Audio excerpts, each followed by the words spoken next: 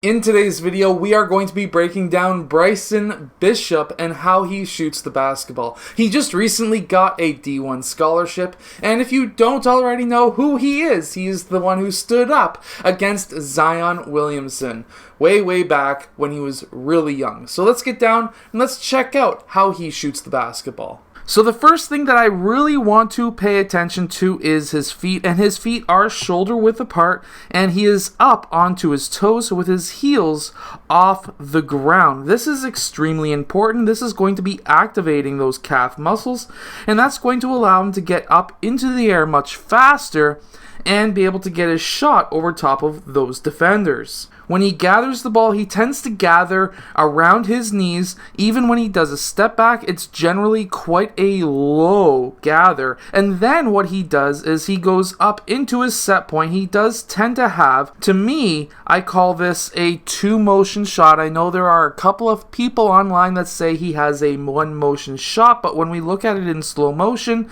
he tends to freeze for just a millisecond right there, right in front of his right eye. He also has a very fast release, but let's move up into his knees, and both his knees are pointing towards the rim, and he is pretty well square when it comes to his hips as well as his shoulders. They are pretty well square towards the basket. Now, not everybody is going to be able to shoot like this, but Bryson Bishop is, and that is why he is one of the most consistent shooters in the high school game this year. We also want to look at, is his shoulder and elbow in line with the net? And from all of these different angles, we can see that he is pretty well in line with that basket. There's the basket there. That arm is in line with the basket, and when he does go up for his shot, he may be square towards the basket when he is going up for his shot, but as soon as he gets up into the air, he tends to tilt away from the basketball net. Now, this is just to make sure that this upper arm is in line with the basketball net, and this is very important.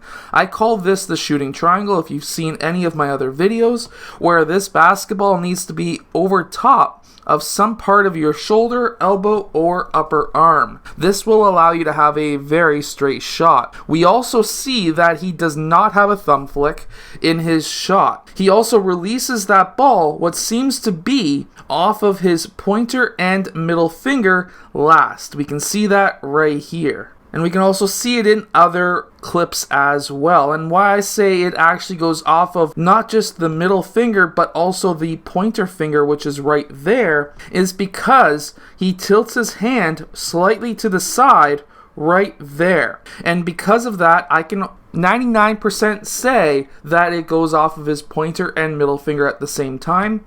And he does get some pretty good rotation on that shot. However, I would personally try to get just a bit more rotation, maybe having a harder flick at the end.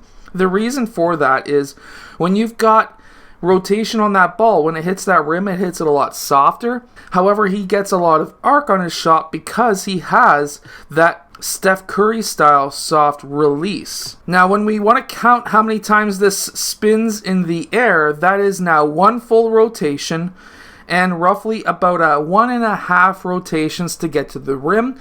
You generally, for a three-point shot, would like to see 2 to 2.5 rotations before it gets towards the rim. However, that's totally okay because he does tend to make a lot of shots. He also is very good with step backs, especially what I call fancy step backs, but basically because he dribbles through his legs for a step back, plants that right foot because he's allowed to take one more step after, gathers once again close to his knees, this time at his thighs, goes up into his set point, and then releases that shot.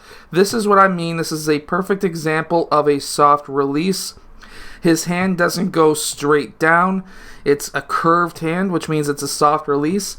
That's going to allow him to get more arc on his shot, but less backwards rotation. When he goes up for his shot as well, I do want to point this out. He has a very balanced shot, and what I mean by that is he has his shoulders over top of his knees, over top of his toes, or pretty well over top of his toes.